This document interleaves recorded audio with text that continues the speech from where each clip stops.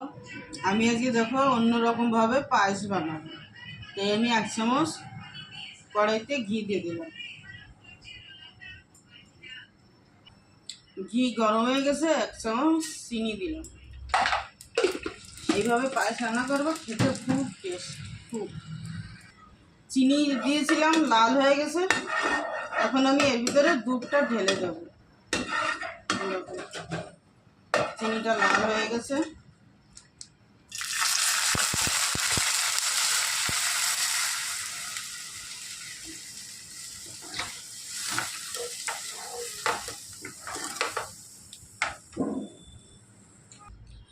আমি 1 লিটার দুধ দিয়েছি, আর আমি আধা ঘন্টা আগে চালটা ভিজিয়েছিলাম। এই দেখো, গ্রামের আতপ চাল, এটা গ্রামের চাল। এটা এই যে চালটা দিয়ে দিচ্ছি।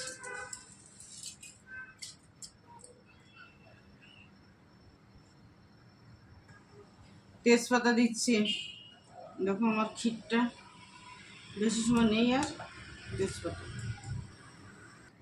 এখন আমি দেবো নারকেলটা আমি আগে থেকে দেখো পিষে রেখেছিলাম।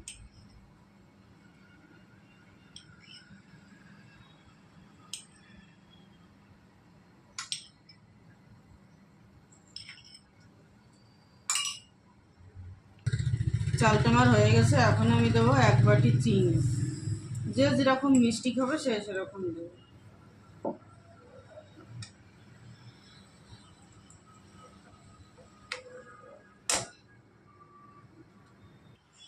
দেখো আমার পায়েস হয়ে গেছে। এখন আমি কাজু আর কিশমিশ দেবো। নামিয়ে তারপর দিতে হয়, না তো দুধটা ফেটে যায়। এবারে আমি দেবো সব থেকে একটা ভালো জিনিস, সেটা হলো আম। এরকম এই যে আম, এই পায়েসে আম দিয়ে রান্না করে দেখো। আমটা দিতে হবে পায়েস যখন নামিয়ে নেবে চুলার থেকে, তখন দেবে। হচ্ছে আম পায়েস। এটা খেয়ে দেখবে, খুব টেস্টি লাগবে, খুব ভালো লাগবে খেতে।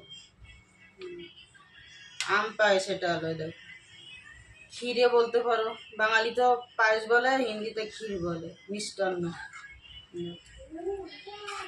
আম দিয়ে বানালে খুব সুন্দর লাগে। হয়ে গেছে আমার। ইউটিউবে দেখলে শেয়ার করো, ফলো করো। ফেসবুকে দেখলে লাইক করো, ফলো করো, শেয়ার করো। বাই।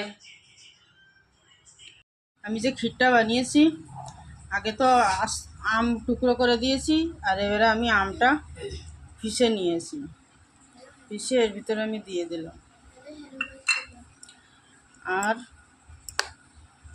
এই পায়েসটা, ক্ষীরটা খেতে কিন্তু খুব টেস্টি। দেখো কালারও কত সুন্দর হয়ে গেছে, খেতেও কিন্তু খুব ভালো। একবার বানিয়ে খেয়ে দেখো, খুব ভালো লাগবে। ক্ষীর বলে এটাকে। আম আগে আমি কেটে দিয়েছি, আর পরে একটা আম আমি পিষে দিয়েছি।